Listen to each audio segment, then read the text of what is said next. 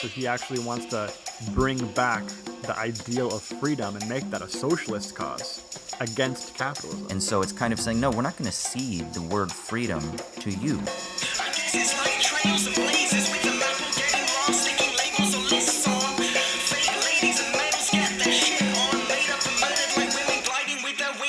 Hey, what's going on? Welcome to Owls at Dawn. We are just two dudes from Southern California who studied philosophy, politics, and religion around the world and decided to start a podcast where we could bullshit with impunity. I am Austin Hayden Smith. And I'm Troy Polidori. And this week we are going to be jumping into an article written by the wonderful writer Corey Robin on the terrible platform of New York Times that only gives you like 3 free articles and then they demand a subscription, and that's lame. Troy and I were just complaining about that. In the age of free access, you were complaining bro. about that. Don't involve me. Oh yeah, I was. Okay, I know. I mean, fuck, man. With all these Medium articles, why do I want to pay for a subscription to an opinion piece from New York Times? Right, dude? Why would you want to pay for content for someone else's work? Yeah, bro. Why would you do that? Yeah, what is up with that? I mean, but you're not really paying for their content. I mean, I guess you are in a roundabout way. I'm not saying that I agree with that. I'm just stating the point. I thought you were guilting me. I felt guilty. Remaining neutral for sake of not actually taking a stand on this issue. So we're going to talk about that article. It's called The New Socialists, and it's talking about Alexandria Ocasio-Cortez and Rashida Tlaib and like the fallout of the Bernie Sanders shit and shit like that. So we're going to talk about those individuals, the people who are making, as he says, inroads into the Democratic Party at present. So we'll talk about that a little bit. And then, of course, the regular segments as well. Just a reminder, there is a new bonus episode that is available if you are a patron. It's on kind of expanding on some stuff. I said it was going to be on the Protestant work ethic, but I kind of got stuck into some other shit, and I was chatting about expanding on some thoughts that I had about the Accelerationist Manifesto. Remember when we were talking about logos and mythos? Yeah. So I've been reading a lot about this distinction that certain anthropologists make between individuality and dividuality. And I kind of mapped that onto, I think, what Alex and Nick were trying to articulate in the Accelerationist Manifesto as maybe being a way to understand how it is that we could unleash the latent potential of technologies that have derived from neoliberalism. So I kind of chat a little bit about that. It's serendipitous that my work recently has kind of gone in that direction, and so I've been reading a lot about it. So I was just kind of musing about some potential ways that maybe we could better understand what Nick and Alex were trying to get at. So that was kind of it. So I just kind of was bullshitting about that for a little bit, and then engaged with some Twitter back and forth that I had. Speaking of Patreon, as of this moment, we are 1 patron away, I believe, from the 25 mark, where we're opening the democracy up to votes for future episode topics. Oh, sweet. Sweet. 24, huh? Yeah, Kobe Bryant. Kobe Bryant. Yeah, so if you go over and check that out, you can get access to bonus content, newsletter, as well as Troy just mentioned, being able to suggest topics for future episodes. But I think more importantly is a pressing concern. It's time for the shitty minute. This is the part of the episode where one of us gets to rant and rave about whatever it is that's pissing us off. Troy, what's pissing you off, homie? I mean, I wanted to go kind of less serious this time on the shitty minute. We do a lot of stuff about politics and philosophy and stuff. So I just wanted to take something that just like an everyday thing that kind of gets my goat a little bit, and has done a couple of times in the past couple of weeks. And that is the phenomenon of using intransitive verbs, or using transitive verbs intransitively. So Okay. A transitive verb is one that has a direct object or takes a direct object, right? So like you would eat cereal, or you would drink milk, right? Those are verbs, they're action verbs and you're doing something to a direct object. Then there's intransitive verbs, and those are ones that don't have to have a direct object, like run, like I ran. That's perfectly fine, right, as a verb usage. And there's this phenomenon of people using these transitive verbs, ones that need to take a direct object, and then using them intransitively, and in these like really nefarious ways that I don't like. So like you're familiar with these motivational posters and plaques and whatnot that say like believe or hope or dream. Yeah. Yes. Yeah, so like all those things are meant to be verbs, right? It's not saying like a belief or a hope or a dream, like nouns, right? They're meant to be verbs. It's like an imperative, right? To believe or to hope or to dream. But then those really are transitive verbs, right? Like they should be taking some direct object. You can't just believe. You have to believe a thing, right? Like a proposition or something. You can't just dream. You have to dream something. I guess dream can be used intransitively, right? Like I dream or I dreamt, right? But like it's not saying that. It's like telling you to dream a thing, but then not telling you what. It's like it's really just ambiguous, and I'm not really sure what to take from these things. Like I see these things around sometimes, and I don't really get it. Like, what's the point? What are you telling me to do? First of all, I don't like posters telling me what to do. That's one thing, right? But then, even then, I want them to be clear about what they're commanding, right? Like, I want to either agree or disagree, but I can't agree or disagree when it's like almost meaningless. Yeah, right. I mean, Husserl would say that any sort of conscious act is always intentional and it's Yeah, directed towards an object. So there is an object, yeah, exactly. Intentionality. Like, you can't just have consciousness. right? It has to be So what? consciousness So the towards question something. is, what's the object? Exactly, right? Beliefs are, they're intentional, right? Mm, Like, what am I supposed to be believing? I just thought yeah. when like 1984 style imperative posters were going to be posted all around the place, right, telling you what to do, that they wouldn't be ambiguous, right? Like 1984 makes you think that like everything's going to be very structured and ordered when the fascists take over. But then like creeping fascism might come in like really ambiguous terms to where you're just kind of wondering like what the hell's going on, and then all of a sudden you have a boot in your face. Right. Yeah. I mean, I think the more insidious reading would be is that it's a perfect habitual expression of a control society. So Deleuze wrote the postscript on societies, or postscript for society's control, and he's expanding on Foucault's notion of disciplinary power. And so I think there's something in this that's kind of like it's not even like intentional. It's not like some marketing guru for Nike or whatever is saying, I've got a great idea for a billboard. We'll just say do instead of just do it. Even just do it. Even just do it is kind of ambiguous, but they'll be like, I got a new one for 2018. It's just do. And everyone will know what we're talking about. It's not like they're like, and everyone's going to be under our control. But they're just kind of like, ooh, that's clever. That's a play on our previous ambiguous slogan. But all of it fits into, I think, one, a form of like affective anesthesia, where it kind of just gets everyone to be like, yes, do, believe, but everyone is just mindlessly repeating these mantras that don't actually produce anything. And then it just kind of makes you more, I don't know, it's some weird psychoanalytic form of producing a false form of enjoyment. And then the other thing is what's it producing a form of enjoyment for is, and I don't want to get all like stupid and cliche and Marxist here, but it's to just kind of create better affectivity or better positive connections to a system of exploitation, you know? Yeah, like I get the insidiousness aspect, right? And I don't think that that's conscious or like, some ad exec has all these ideas or anything like you're saying, right? But I mean, I just wonder how are like regular people taking this?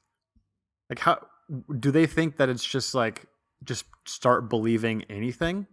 Oh, Like yeah. I don't think that they think that all beliefs are equally good or healthy or whatever, right? I mean, like you can hope for like a white ethno state. Lots of people hope for that. Does that mean that you should be continue? Should the poster be taken as yes, that you continue in this hope and in this dream? I Yeah. wouldn't No, assume so, right?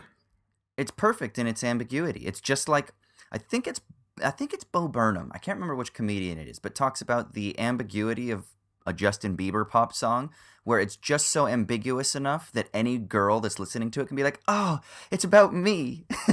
Like, I love your hair, eyes, and that you have arms that come out of the side of you. And it's kind of like, oh, this song is about me, baby, baby, baby, and it makes you feel good. It's that kind of shit. It's perfectly ambiguous so that anybody can apply it to whatever the fuck that fits in with their own ideological or presuppositional structures.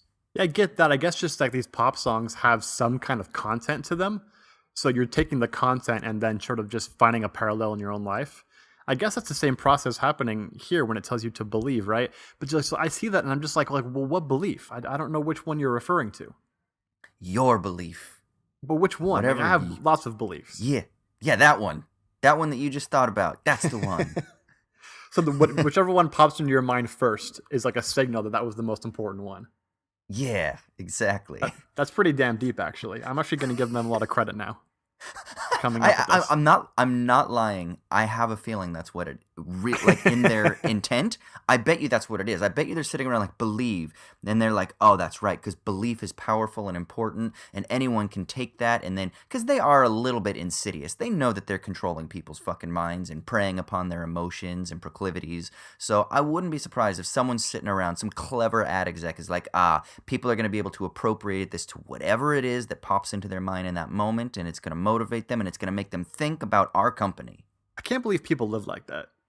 Like, that's what they do for work. That they get paid six figures to do that? Yeah, I mean, people like laugh at the idea that like a professional philosopher would sit around all day and think about like the like mundane aspects of language or whatever and semantics.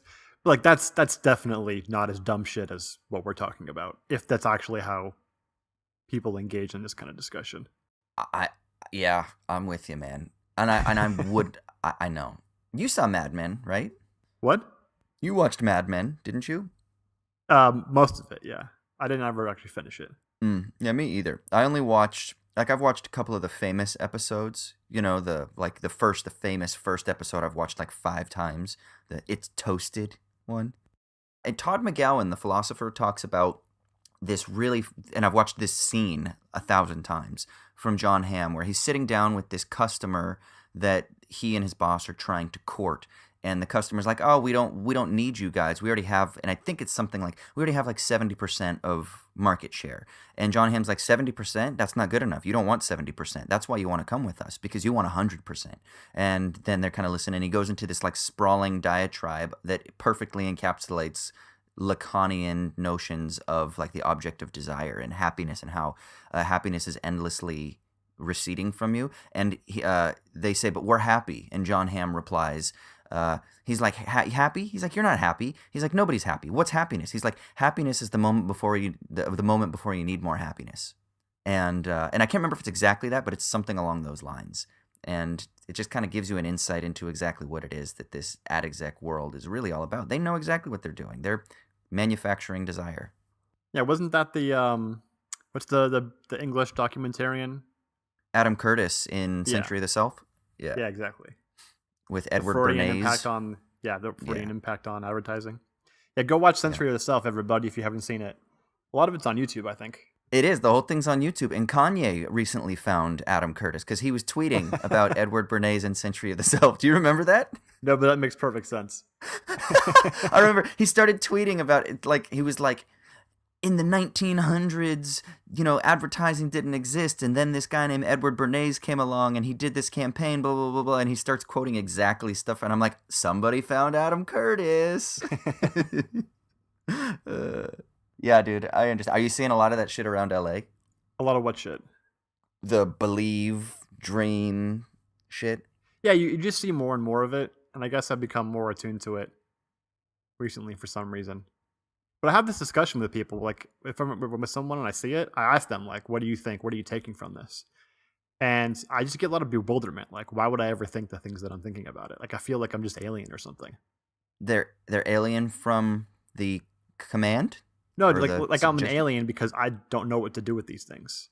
Everyone else like is automatically attuned to how you're supposed to respond to these advertisements that are ambiguous and vague. I just have no idea. Like, I'm just kind of bewildered sitting there like, what are you expecting me to do with this? Oh, those advertising execs are so frustrated with you, Troy. I guess I'm giving them free advertising this. They can't be that frustrated. That's a good point. Dude, we should make these motivational posters with actually ambiguous like verbs. Not just like regular verbs and then ambiguous as to the content, as to our content, right? Like actual ambiguous verbs. Like be. But that's like so general though. What about like intentionalize? Intentionalize. Like what the fuck are you talking about? I don't know. What's the first thing that comes to your mind? Intentionalize that. Intentionalize. Didn't you come up with a good one? God, I thought you had one from a couple of weeks back. I can't remember what it was. Yeah, just make shit up. Yeah. Problematize. No, that's not good because problematic has... that would be mine, but that's not good. Problematic has too much baggage in the Yeah, culture make them wars. negative though, like complicate, antagonize, dissuade. Antagonist. Yeah, I Yeah, love it. philosophy departments should take the actual designs, like the frilly designs these things have, and put these terms on there. Like I would actually put those in the classroom. And then That'd in be the great. bottom corner, sponsored by philosophy from the University of Warwick, where you too can become an intentionally ambiguous douchebag. I guess only we'd find it funny. So, but that's worth it, I think.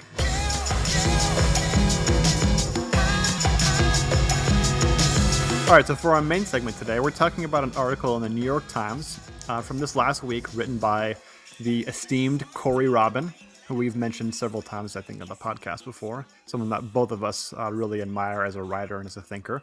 Corey Robin's a political scientist, and he's written a lot on a pretty, at this point, infamous book on the history of conservative thought from Edmund Burke until contemporary times, to Trump. He called that book The Reactionary Mind. I think you've read that, right, Austin? I did. I read it last year. Yeah, it's a really great book and has affected the way that I think about history of conservatism in America quite a bit, especially given that, I grew up in some ways within the conservative mold of thinking, never really fully into it, but around it a lot, and it really made me reformulate a lot of my own views on sort of that past thinking in the groups that I was involved with. And he's written on the concept of fear in politics as well as some other things. And this article is called The New Socialists, and it's Robin talking a little bit about Alexandria Ocasio-Cortez and Bernie Sanders and some of the other kind of democratic socialist figures that have arisen in the past couple of years, and why, especially amongst young people, they're sort of grabbing attention. And I thought the most interesting part of this article, and you can tell me if you agree with this, is that Robin didn't focus on policy or on institutions in this article. And those are all super important points for political thinking, right? You mean that, like, socialism isn't about universal health care or like a universal basic income. It's not about transforming the state per se. It's got a different kind of theoretical orientation. Yeah, and it totally could be about those things. And in certain contexts, socialism will be about those things, right? But that just wasn't the perspective from which he was writing in this article. He was trying to say that the reason why this kind of movement of democratic socialists is taking hold, especially amongst young people, isn't just because or simply because of the policy proposals, which is usually how you see it couched, right? Young people are animated by things like abolish ICE and Medicare for all and end student debt and, or even kind of contra certain policies, like contra the separation policy at the border from the Trump administration, or the tax cuts. Or tax cuts, yeah, whatever else, right? Just policy ideas. Right. And those are like the most practical things, right? And then sometimes you see it at a kind of a more abstract but still practical level, is like the institution level, right? Like these are the kind of institutions that we need to change Congress, right? Or we need to have sort of bigger than just simple policy goals like worker control of things, like means of production. Did you read the new policy, People's Policy Project report on social wealth funds that just came out? I haven't read it, but I've been very aware that it was published yesterday, I think, right? Yeah, shit, I don't know, man. My days are so confusing. Yes, it was yesterday. But yeah, like something like that would be maybe an institutional approach, because he's advocating for some sort of big overhaul of it. Well, it's both policy and institutional, I guess. Yeah, I mean, it basically changes the role of the federal government, though. So yeah, it's kind of like institutional change. Yeah. So yeah, those are kind of like the most practical is the policy level people talk about, right? And then there's the institutional level, which is a little bit more abstract, but it still has practical implications. And then there's like the ideal level, which is not talking about policy or institutions, but instead about ideals that will themselves sort of elicit institutions and policy proposals, and really from which those policy proposals, institutions get their animus, right? Like, why do you care about these things? Well, it probably Mm. stems from some ideal you have that you think these policies best express or best represent. And so that's the perspective from which Robin writes this. And his basic argument is that, contra like the last, I don't know, like 70 years of political thinking, he says the socialist argument against capitalism isn't that it makes us poor, it's that it makes us unfree. So he Mm. actually wants to bring back the ideal of freedom and make that a socialist cause against capitalism. Which, I mean, if you're talking about like 101 class definitions of capitalism and socialism, you would think that's like the worst possible argument you can make, right? Mm. Do you think that's also like the kind of the main thrust of this article is they talking at this ideal level? Yes, absolutely. Yeah, because I, I would actually argue that all of the policy and institutional analyses and suggestions, they flow out of this felt sense of unfreedom, or this felt sense of control, or this felt sense of exploitation or alienation or oppression or whatever negative term that would impinge upon freedom. I think that essentially he's right. I mean, it's obviously reductive, and I think sometimes when you're trying to make a rhetorical point, a little reduction is okay. And so, if we're going to be a bit reductive, we could say that the socialist orientation, I think, is reducible to this felt sense that we are not free, but that we are under control under capitalism. And I think to press that point is really potent in the context of Western liberal democracies that self-valorize based on this idea that they are the bastions of freedom in the world. And so it's kind of saying, no, we're not going to cede the word freedom to you. We're not going to cede the word freedom to another discourse, but rather we are concerned with freedom too.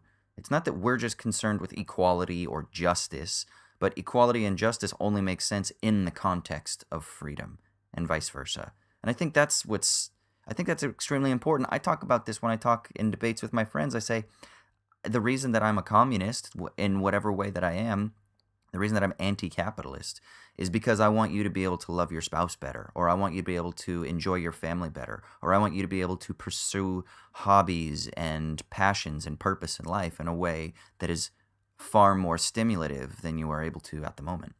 Yeah, exactly. And we talked a lot about this when we read the Prozorov book, right? Mm. One of Prozorov's main points is that those three axioms, freedom, equality, and community, are all interdefinable, right? So you're free insofar as you are equal to everybody else in the sense that there's no difference between you, really. Mm. And that's also why you have this community, because there isn't really an ultimate difference between you. And so therefore you are free to be really anything, as is everybody else. So when socialists love to talk about justice, love to talk about community, and love to talk about equality, but oftentimes don't like to talk about freedom. And part of that probably comes from the historical aspect, right? Because you have, the big elephant in the room whenever you utter the word freedom is, well, what about, the Soviet Union, where you have Mm. an ultimate example of sort of equality and quote unquote justice being achieved or thought to be achieved by the restriction of freedom. And you still see, some examples of that where it seems like, as the classic, liberal argument would be, the only way to really achieve equality of outcomes or whatever it is that socialists want to achieve is to restrict people's choices, therefore restricting their freedom. So there's, in like the common conception of most people, it's like a zero sum game, right? Whatever you take away or whatever you give to equality or justice, you take that away from freedom. Right. And so if that's the Mm. case, then we just want the most freedom, because at least then if you make mistakes, it's on you, right? And not on somebody else. And that's Yeah. the kind of common way of conceiving it. And there's really no reason, I think, that we have to assume that's the case. No. That's a zero sum game. Yeah, exactly. Did you ever watch Newsroom, the Aaron Sorkin show? I think I watched the first couple episodes and just rage quit it because Aaron Sorkin. Okay, do you remember the opening scene? He's kind of famed for these opening diatribes. Do you remember this one?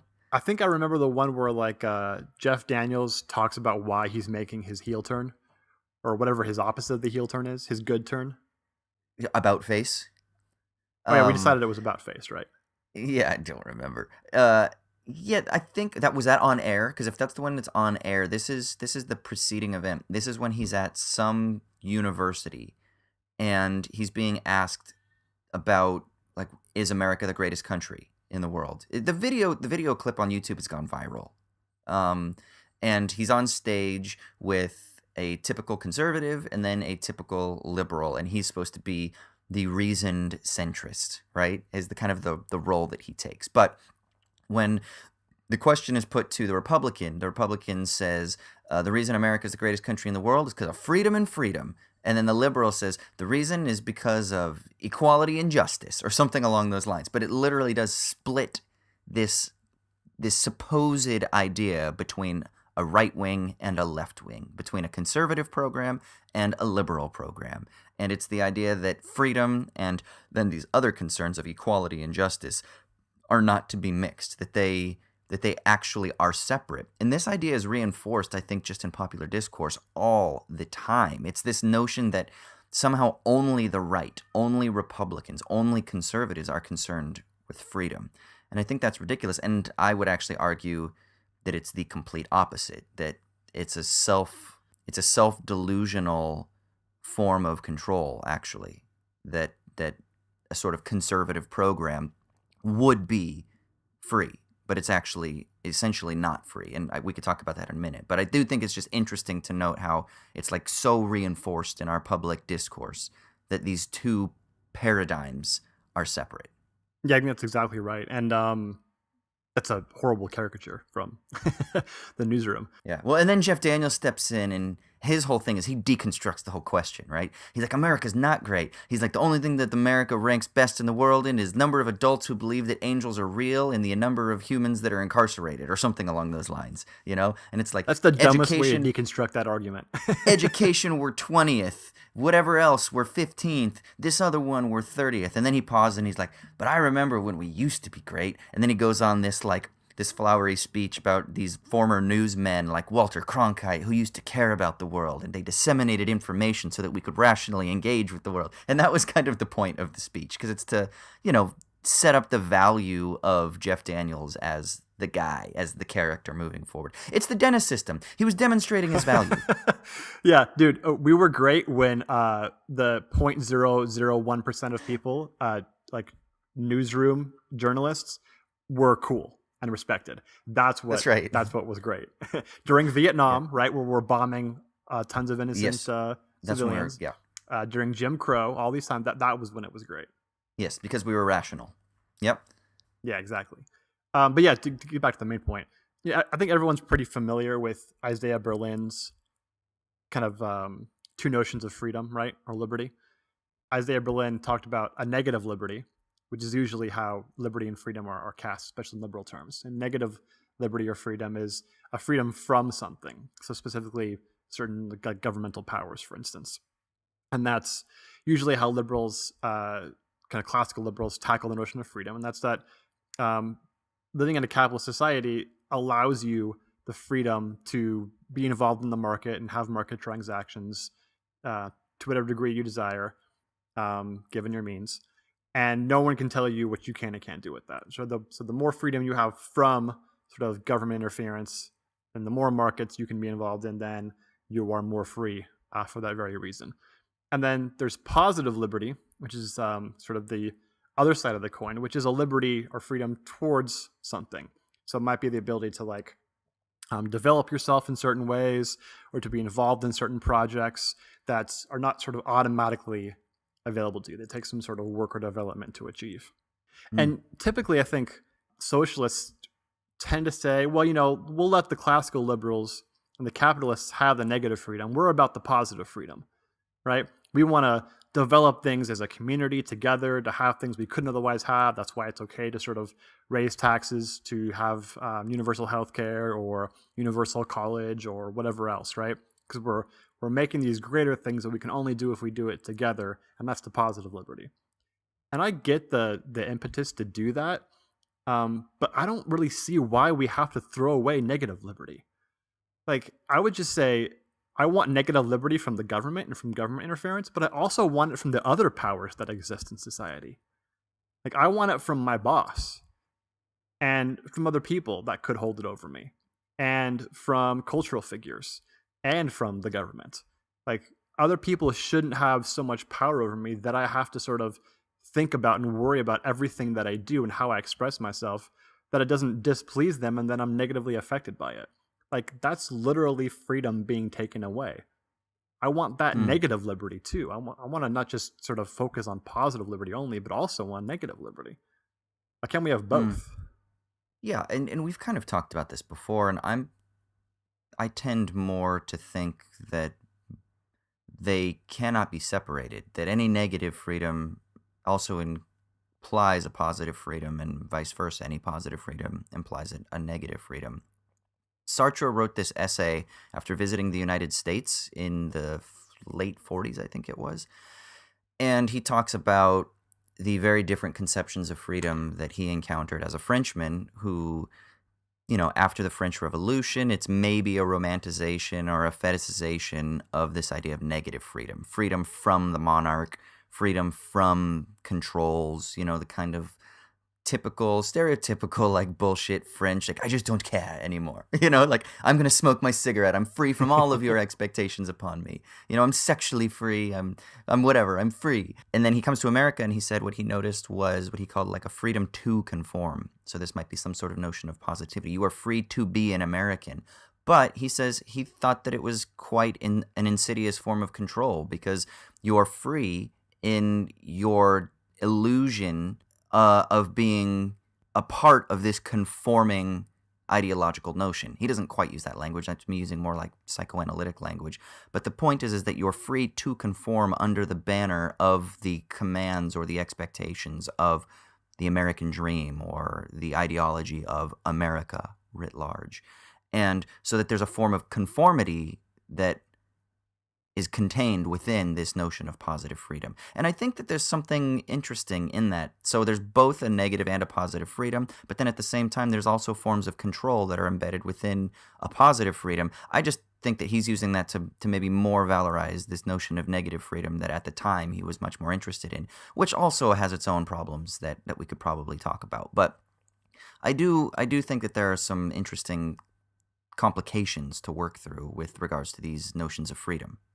Yeah, I think you're exactly right that you really can't have a positive freedom without a negative and vice versa, right? They're two sides of the same coin. You can analyze any relation between, persons or persons and groups as both. And if you're missing one, you're kind of missing a big part of the picture. I mean, the classical liberal notion where freedom is to be involved in the market and to be free from government interference is both a negative liberty from this sort of big bad government who wants to interfere, and it's a positive liberty or freedom to be involved in market transactions, right? To sort of Right. exchange goods that you can do away with, like money, for things that you need.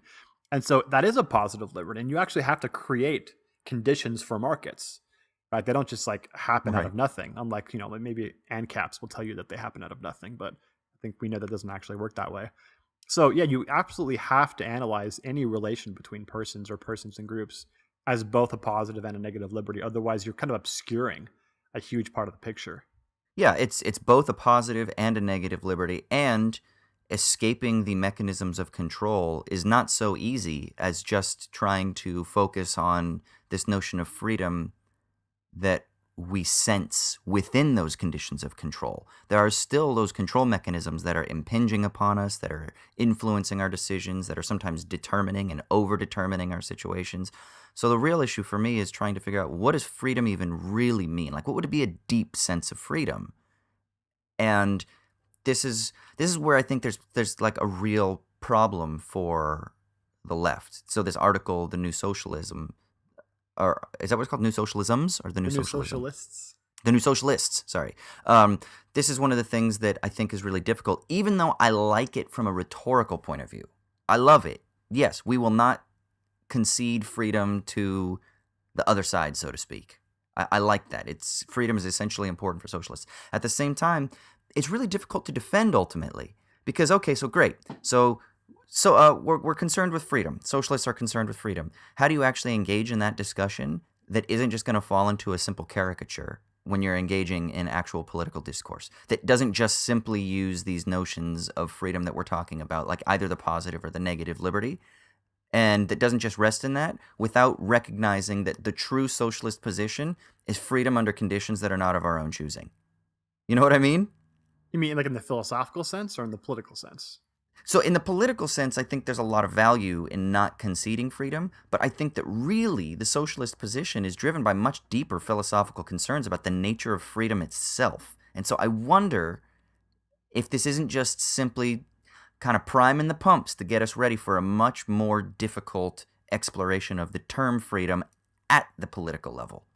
Maybe, but I also think, do you really talk about like philosophical material when you're discussing politics? Is that really helpful? Yeah. I just think that the power game that is politics does not do well with the nuance that you need to think about in philosophy, and the ability to sort of restrict yourself to what you can know and then be willing to admit what you don't know. Like that whole thing doesn't always work so well in politics where you're trying to actually gain advantage, right? Yes, but so this is what I wonder. I think that there will be keen counter-revolutionary forces, to use Robin's definition of conservatism. There will be keen, acutely aware conservative voices that will eventually press this notion of freedom from the mouths of these new socialists and force them into a far deeper conversation than maybe we're ready or able to, or that even the political landscape is able to endure, which will then really complicate the socialist notion of freedom at the political level, because it's essentially a much richer and much deeper notion of freedom. Does that make sense? Because I think the simple, hey man, socialists are about freedom too, freedom from market control. Great. That works perfectly for think pieces and for campaign slogans, but I think that there will be, say that starts to gain more traction, I think there will be some keen conservative voices that will be able to press that idea beyond just those simplified, sloganized forms of freedom, and that might force the discourse to deeper levels, which will then just confuse and complicate the matter, so that then we just resort back to, see, they don't really think about freedom. They have this kind of obscure notion of freedom, and really what they want is institutional controls that they're masking as freedom, but it's not really freedom. True freedom is, and then they can come back to espousing their libertarian notion of freedom. I just don't really, I'm not really convinced that there are really any momentum out there on the conservative side to have a deeper conversation about much of anything. I mean, anytime you heard anybody talk about Bernie Sanders during the 2016 campaign, and there was some bits and pieces of this freedom sort of discourse happening there, and the response was usually something like, "I want to be able to choose my health insurance." I'm like, that's super underwhelming and didn't convince anybody. Like, that was obviously, look at the statistics, like way more people are fond of Medicare for all now than they were even in 2016, and astronomically more than 5 years ago, 10 years ago. I just don't think that debate on the conservative side, they really have any ammunition at this point. Like, are they really going to take the conversation deeper? I don't know that anybody on that side's capable or willing to do that. I'm not saying like that they're dumb, but just in the sense that I don't think that their base wants a complicated conversation, right? They realize it's all about power. And so I think they're just kind of acting at that level. Like, they'll just call them socialists and call them demagogues and whatnot, but I don't know that they're going to take the conversation to an intellectually deep level in any way. Yeah, you might be right. I hope you're right. I guess I'm sensing a potential point of opening up some tensions. And because I do think that the socialist argument for freedom is much more complex. And now maybe it's just because I haven't been very good at articulating it, but in my discussions with my libertarian friends and my conservative friends, I've run into this problem, right? Where when I say, get that. And so I'm wondering if they can provide that pushback so quickly and retreat back to their simple notion of, nah, man, libertarian freedom. I want the freedom to choose in the market. Even if I create this elaborate idea of, Yeah, but when you're free on the market, you still have to choose based on the limited options that are provided for you. You still have to work in this wage relationship where the boss tells you what to do. And I could go through all these arguments. I could talk about bullshit jobs, and I could talk about anxieties and the rise of psychiatric medication, and that demonstrates how there are these pressures and anxieties that are imposed upon us that show that we're not happy in this. This isn't some great notion of freedom that we're experiencing and reproducing. I can do all of that, and then it doesn't ultimately work. And now there are a bunch of reasons why. It's not just because of rational argumentation. Part of it's my fault in articulating. Part of it's being locked down in our own ideological silos. But the response that I often get is this retreat into just this sort of simple bifurcation of freedom versus justice or freedom versus equality. And I wonder if that doesn't like open us up to kind of some of the larger problems associated with this whole discourse around freedom itself.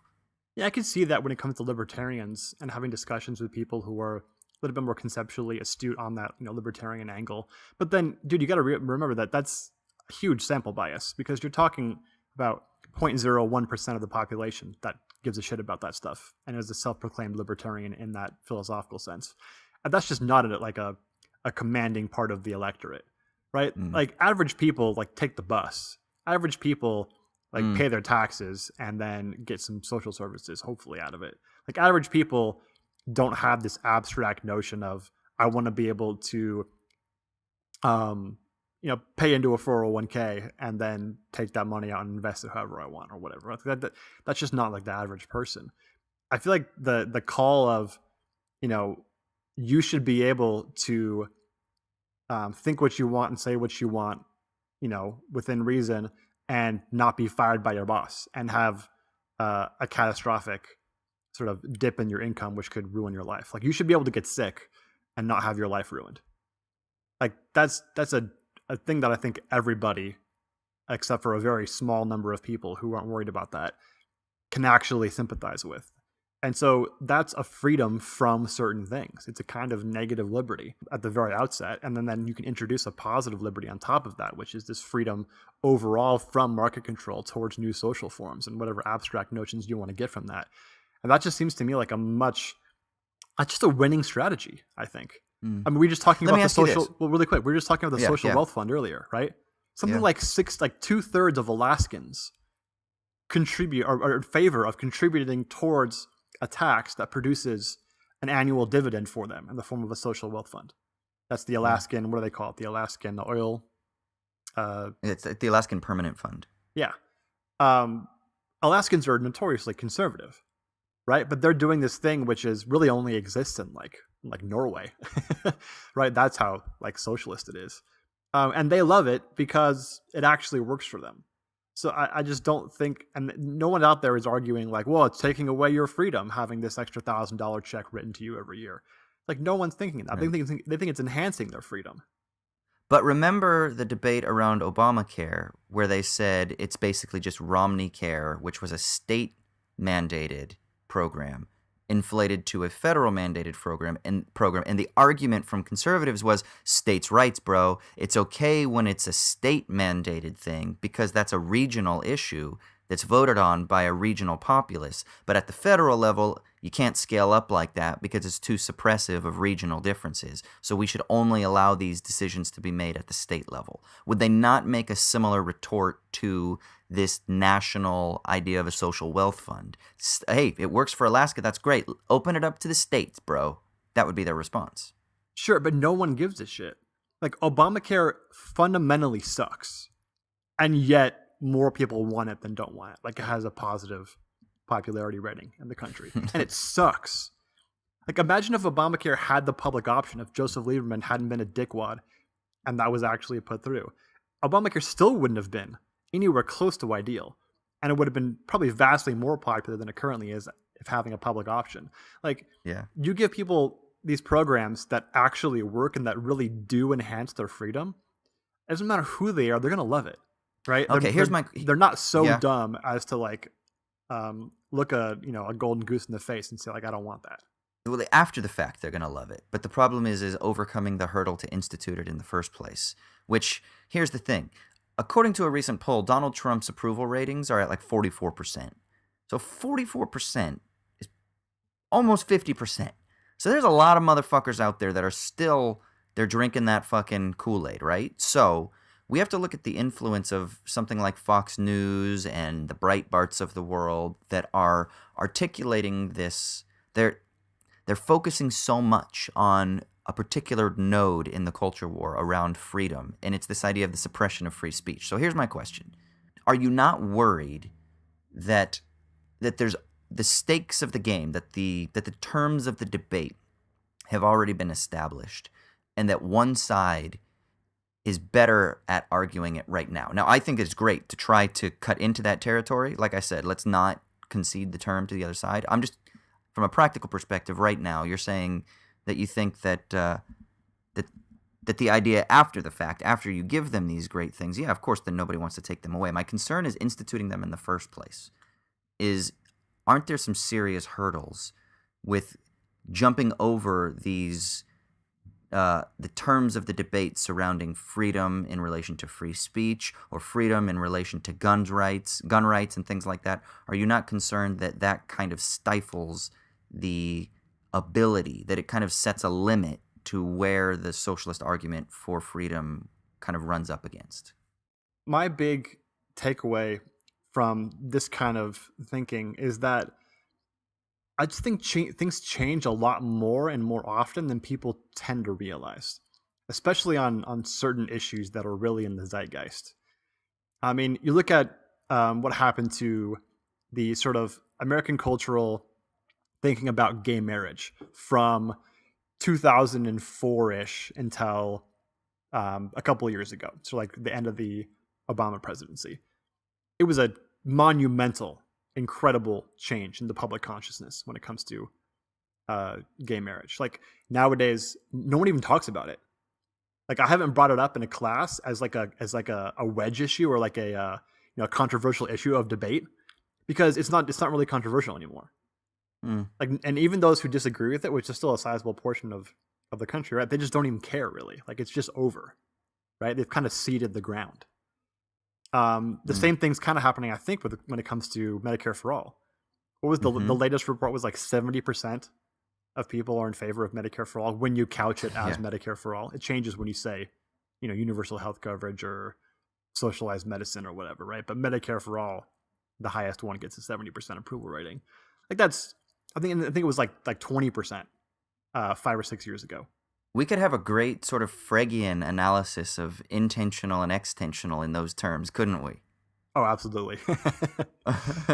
But that's super important, right? Because when you say Medicare for all, you're not just being confusing. You're signaling something. You're saying this thing that that most everybody likes. What if everybody had it? Like that's not obscurantist. It's not like using fancy words to make things sound better than they are. It's just saying a program we already have, but for everybody. Like that couldn't be more clear. In fact, it's more clear than things like socialized medicine or universal health coverage. So anyway, the point being, I don't think terms can be set so as to be completely stratified. It's just so easy, especially when you have kind of a fractious time like this, where people are just changing their minds all over the place. And they don't necessarily admit it. They don't necessarily have like a moment of glory where they realize that, oh, I've changed all my ways. But it happens. There's moving ground underneath people's intellectual feet. And I don't think the conservative movement has any hold on the public debate really right now. They've just kind of ceded the ground of public debate entirely and made it all about a game of power. And maybe that works out for them. It worked out a couple of years ago because Democrats are idiots. But I just can't imagine that the majority of the people are going to follow into that unless they feel like there's just nothing available on the other side. Maybe that's overly optimistic into thinking we can so easily change the terms of debate.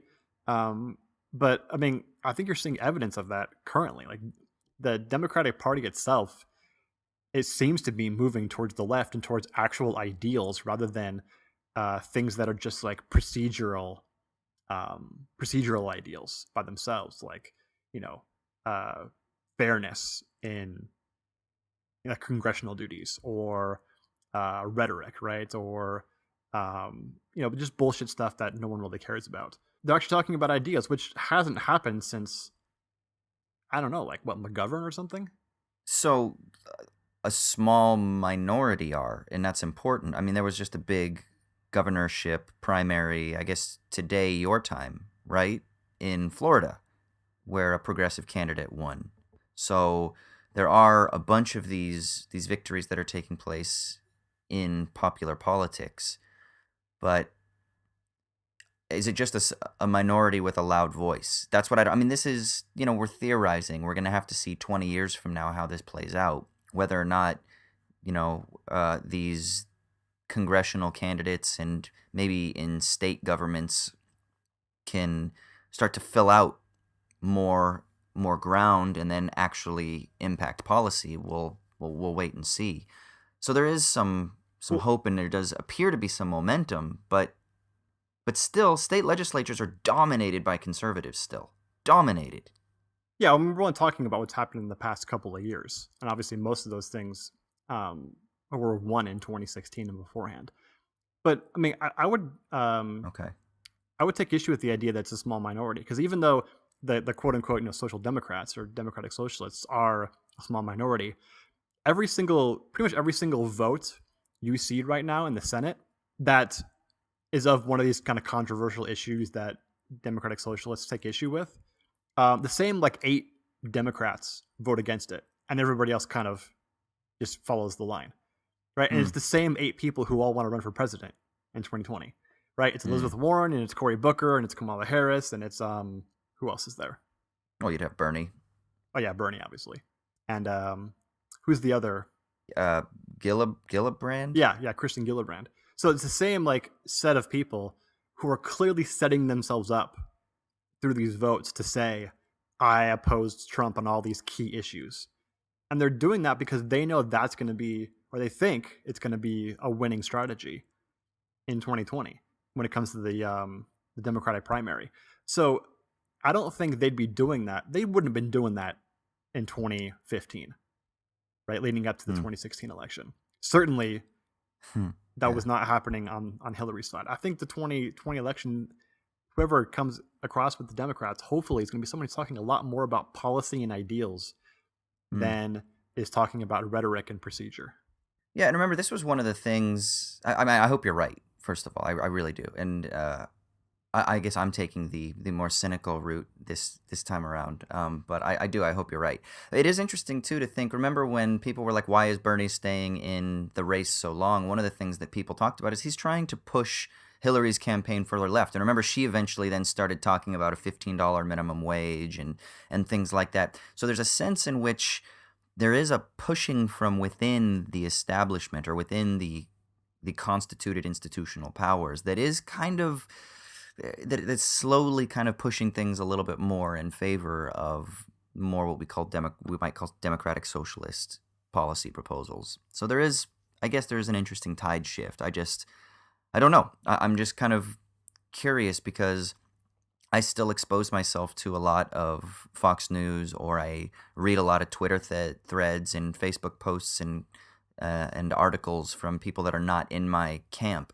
And there's a lot of anger and a lot of momentum, and they do seem to be arguing, maybe not in deep philosophical theoretical terms, but they are arguing about impingements upon freedom. That's the essential argument. It's the left just cares about stifling freedom. They just want to control. It's about free speech. I think that's going to be maybe the division. I think the division is going to be, as much as Corey Robin can say that socialism is about freedom, and I think as much as that's true in so many ways, I think that if the dividing lines are going to be set, it's going to be Medicare for all versus freedom. It's going to be that typical double movement that Carl Polanyi talks about. Social protections on one side, market freedom on the other side. And I just don't know if that gap is transcendable right now. I mean, I think that debate might actually happen between the centrist wing of the Democrats and the progressive wing. But I think like the actual debate when it comes down to Trump versus whoever's the candidate for the Democrats, if it's someone, and I'm not saying that Cory Booker's like a democratic socialist, obviously, right? Like he's a centrist for the most part. But whoever it is probably going to take on a few kind of democratic socialist slogans or ideas. for the sake Medicare of the for base. all, Right? for Yeah. sure. Yeah. They've already all signed off on that, all the candidates, all the possible candidates. It's going to be Medicare for all versus like you're ugly. Build the wall. Yeah. Like it's not going to be an actual substantive debate on issues. Like maybe the Democrat will want to do that, unlike Hillary for the most part, but Trump's not going to. Like he's not going to fucking know what he's talking about. So he's just gonna use epithets and like He's not, but let's think about the deputies that speak in Trump's name on Fox News. Fox News is still the most popular news station in the country. that's exaggerating a bit though, because like no, it's not. Facebook is. It's the most of cable news. It is right. Yeah, But good that's point. a very, very small amount of news consumption happens on cable anymore, and only a certain demographic for the most part. Like the vast majority of people get their news from social media, which has its own whole new set of problems. But yeah, like you said, some 13 in Macedonia is the one who's producing the news then. It was so funny to think before the last election, presidential election, my Facebook feed was filled with political debates. And those people now, especially and many of them were Trump supporters, they just have stopped talking about politics altogether, save like 3. But it's like they're just quiet now. And I was actually just thinking yesterday, I'm like, whatever happened to this person? And whatever happened to this person? They just aren't clogging my feed anymore with their like, China's going to call upon our debts and dismantle our economy. That was like the thing that I remember they were so freaked out about. Like, here's the debt calculator. It's $18 trillion, man. Like that was the scare. It was Breitbart articles all the time. And now none of that shit. Now it's back to, hey, I'm going to this location, or here's a picture of my kid, or here's a funny cat video. My timeline on Facebook is so banal now compared to what it was then. yeah, and I think the point of that we should really come to is that it's you really shouldn't sort of assume that the Republicans have their shit together just because they have control of all 3 branches of government. Like it's way much more the Democrats lost in the past 10 years than anything else. It's like in basketball, when you play into the defense's hand and just kind of like play isolation basketball, don't move the ball around, don't set screens, take bad shots, and then wonder why you're losing.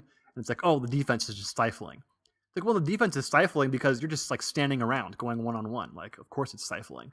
Right? It's because like you're sucking as a team.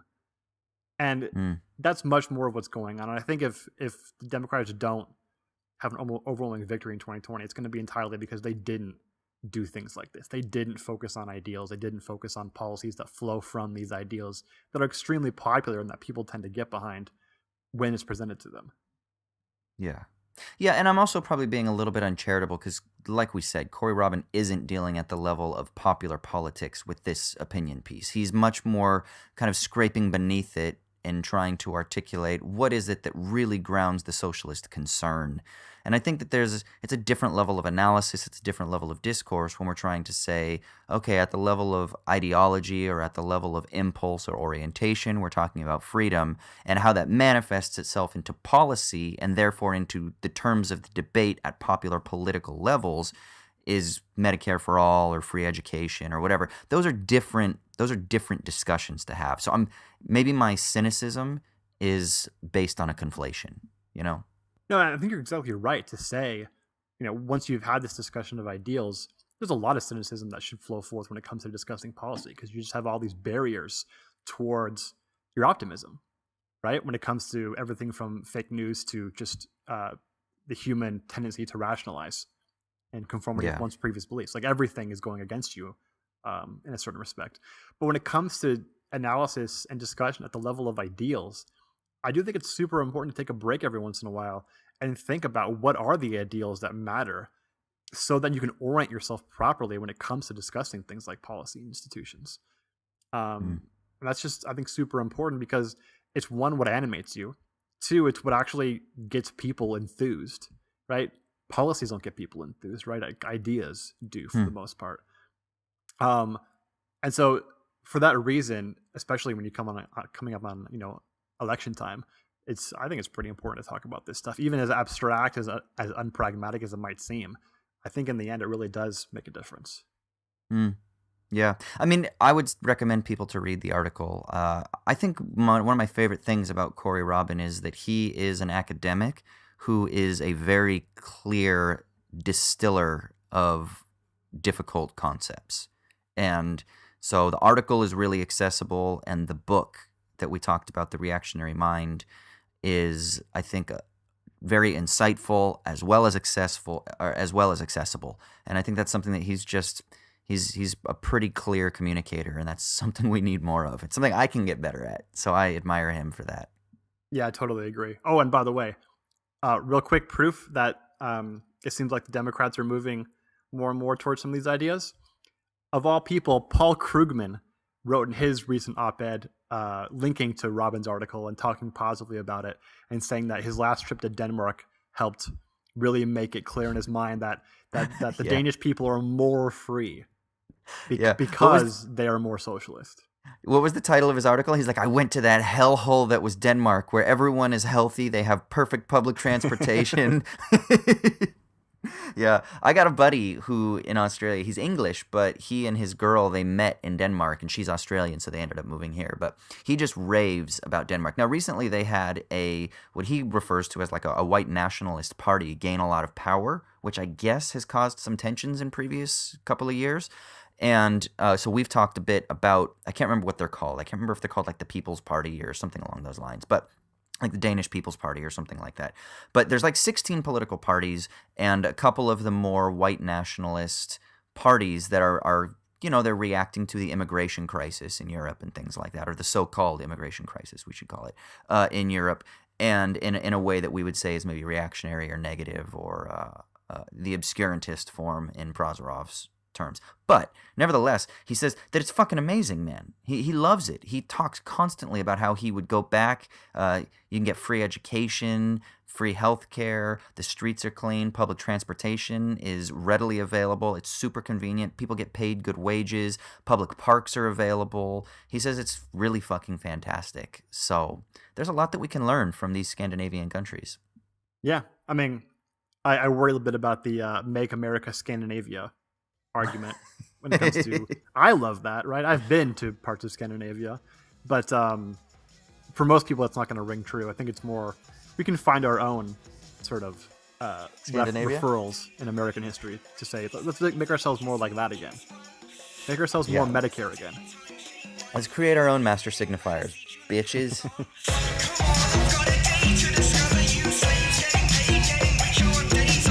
All right, so for our last segment, we're doing the Sticky Leaves. This is where one of us talks about whatever it is that's bringing us meaning in a potentially meaningless world. So, Austin, what's doing it for you this week? Everybody should go see The Meg. That's all I gotta say. Oh my God, you didn't. I mean, dude, I've been in like straight up nerd mode. I have not watched movies except for movies that I've had to watch for the other podcasts that I co-host. I've not read any novels at all. I've gone on a couple of hikes. I went on this amazing hike into the Blue Mountains. Maybe that should be my sticky leaves. Go out into nature and go hiking. But I've already talked about that. People know that I have an affinity for that shit. You talked a couple of weeks ago about taking time away and for reflection and a slowdown and kind of disconnecting a little bit. So I don't want to reproduce those things. Other than that, all I do all day is read articles about fucking finance and derivatives and market capital and shit like that. So you know that's by choice, right? Yeah, I love it. I do love it. I'm not going to lie, though. It does provide a perverse form of enjoyment. But what can I recommend for other people? Go see the fucking Meg, man. It was so much fun. Now, I will say this. It's a bad movie. I already talked to Troy about this. It's not a good movie. The acting is cheesy. The plot is just filled with banal pathos. It is not a good movie by any metric. But it's fun. And that fucking shark, that 70-foot or however big it is, Meg shark, is pretty awesome and pretty scary. And I found myself squirming in my seat to the point where I was made physically uncomfortable 2 or 3 times. I mean, like properly, where I was like moving in my seat, like, Jesus, man. So I was into it, and it's not going to be good to see it on a laptop in 6 months when it comes out on Amazon. It's not, no, you can only see this movie in the theaters. So Do it now before it goes out of theaters. And it might even be out of theaters in the United States and a lot of places. So try to track it down. If you're elsewhere in the world, check out your local theater and try to see it. I saw it on the big screen too. So try to see it on the extra big screen. But it's fun. Okay, so like here's my concern, dude. Oh no. Is this a Meg intervention? No, it's not about you. It's about the movie. Okay. So isn't the shark so comically big that it almost like elicits a notion of like the sublime in you? So you're more like in awe or wonder than you are scared. What, you deny history now? Are you denying the existence of the megalodon? You don't believe that they were big and huge like this? No, I know. I've I seen know the that they were teeth. huge. They're big as my hand, man. Yeah, but just would you really be scared of that? Are you? It just seems so comically big. I know they were real at a certain point in history. Would you be scared of that? Okay. It's just too big. You're not scared of a breeze of wind, but are you scared of a tornado? I am. Well, that's not fair. Okay, so like, what's more scary, the Velociraptor or the Tyrannosaurus Rex? But that's only because we have bullshit stereotypes that apparently aren't scientifically accurate about with Velociraptor being all smart and shit like that. No. Just about in terms of their size, and assume that they're both equally good at like ripping you apart or whatever. Oh, the Tyrannosaurus Rex. What? Yeah. No Dude, way. size doesn't freak you out. Okay, when you're in a bar and there's like a little skinny dude and then there's a steroid gorilla juice head, which one are you more intimidated by? Well, okay, no, take the juice head and then take the juice head and make him 60 feet tall. Like the regular juice head's the one that I'm scared of. Like, yeah, I have a visceral reaction to the 60-foot dude, but it's just like it's like a totally sub-rational sense of awe at this thing that I just don't know how to place in my mind. Right? That's why I said it's like the Kantian sublime. You just don't get me, bro. Godzilla, Attack of the 50-Foot Woman. We're afraid of size. Godzilla would be way more scary if he was like 15 feet tall. Because then he'd be after you, not Tokyo. I don't know, man. I think that we have an inherent fear of big things. That's why films like King Kong and Godzilla, Attack of the 50-Foot Woman, what was that one where it was the handheld footage? You're not scared of King Kong. You're in awe of King Kong. Aren't you both? I mean, yeah, there's some fear that comes from that, right? But it's more awe than it is fear. And I just feel like if I want to be in awe, that's a wrong emotion to have in this kind of like dumb action movie. Like I want to be afraid in a dumb action movie. Yeah, I mean it's not scary. It definitely is awful, and I mean that in like the literal sense. It will fill you with awe, but it's much more. It's not scary like Jaws, which is like psychologically I'm never going in the water again scary, right? Yeah, exactly. It's more like, God, that's powerful. Like that. So maybe we're kind of making a similar point, but I just don't think the point of it is, I think there is supposed to be a bit of comedy in the Meg. 100%. You know, I mean it's not quite sci-fi like what was the tornado one? Sharknado. It's not quite that level of comic, but there is comedy in it. You know, like he doesn't jump out of the water and attack a helicopter like the sharks do on the Sci-Fi Channel that are made by The Asylum, which is the production company that makes all those sci-fi shark movies and shit. I do appreciate that Jason Statham is fully bought into the ironic Jason Statham role. At one point, I swear to God, he says something. He says, "This may be the worst day of my life," and I'm wondering. I'm like, "You mean that really?" Yeah.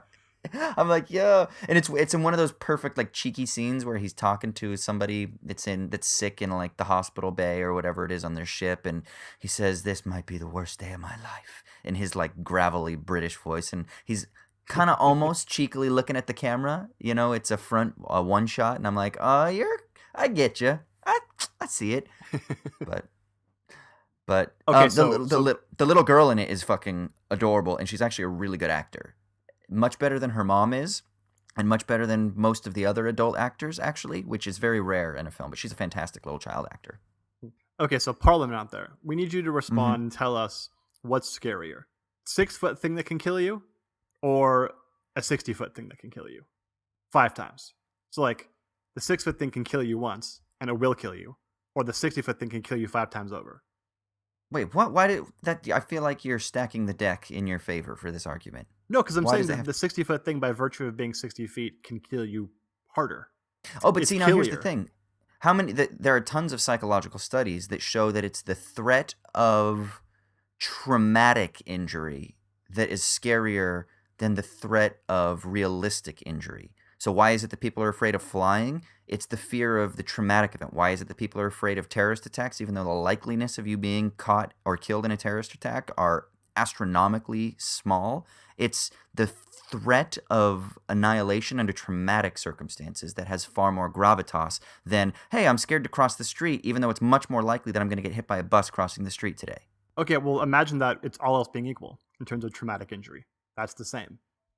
That being the same, 6 foot versus 60 foot. No, but that's my point. Isn't the 60 foot essentially the threat of trauma because of size and big and force and power and all of the fears that come along with that? The Moby Dicks and the giant squids and the Godzillas and the big outer space monsters. So aren't you're basically saying take away the thing that makes the thing scary. Well, then, of course, I think the same thing exists for small things. Like you can worry. People are plenty paranoid about some regular individual coming by and murdering them. I don't know, man. I disagree. If you're going surfing today, are you scared of the dangerous Australian jellyfish that can kill you, or are you scared of the great white? You're scared of the great white. You're not hella scared of jellyfish, dude. I ain't going nowhere near jellyfish. Those things freak me out, man. They're translucent bodies. What the hell? Okay. Like, they have senses, they have brains. Like, what's going on there? They're scary as fuck, dude. Okay, never mind then. Okay, Parliament, you tell us, because I am confused. What's scary? Jaws or the Meg? Not the movie, but the actual shark, independent of the movies. Oh, Jesus. All right, so that's it for today, yeah? Yeah, go. That'll be it. Yeah, so if you go ahead and find us on Patreon, on Owls at Dawn Patreon, just search for that. And as we said earlier in the episode, we're one patron away from being able to open up the democracy to voting for future episode topics. So if you want to be that one person who pushes it over the edge, you can have that symbolic stature for all of eternity. Yep, and I did want to say too, I have some ideas that I wanted to run by Troy at another time, but I was thinking we could do some other forms of media if we start to get a little bit more. Some money coming in. Obviously, we could get like better microphones and shit like that, but we could also do some cool stuff that we can put up on YouTube, like little animated videos. I've seen some really cool little like 1-minute trailers and shit like that we can make, or maybe we can even do like little weekly trailers and whatnot that we can put out there. But all that shit takes time and money, and both Troy and I are really pressed for time right now to be able to do that. Like, I could edit that shit and put that stuff together. I just don't have the fucking time to do it. So it would be great if we could like hire somebody to do that stuff. So that's one of the things that that the Patreon funds will hopefully go towards, is building out other ways to create media for you guys, or to create more content for you guys. So just something to think about. And Troy and I are going to continue to brainstorm about stuff as we move forward. I'm going to Cali next week, so maybe we can brainstorm over some Mandarin Wong, motherfucker. Yeah, dude, for sure. And I was just thinking about using the Patreon money for hookers and blow, but if you want to do productive things with it, I guess that's okay too. Well, that's the first tier. That's the first tier. But then beyond that, once we get to the fuck you podcast money, then we can make trailers and more content. Yeah. Also, you can find us on Twitter, owls_at_dawn. You can email us, owls@dawnpodcast@gmail.com. iTunes also. Find us on iTunes and leave us a 5-star rating and review. That would be great. Mm-hmm. I think that's pretty much it. Anything else, brother? Yeah, just one more thing, dude. What is going down? Das Vidania, Amerikanski.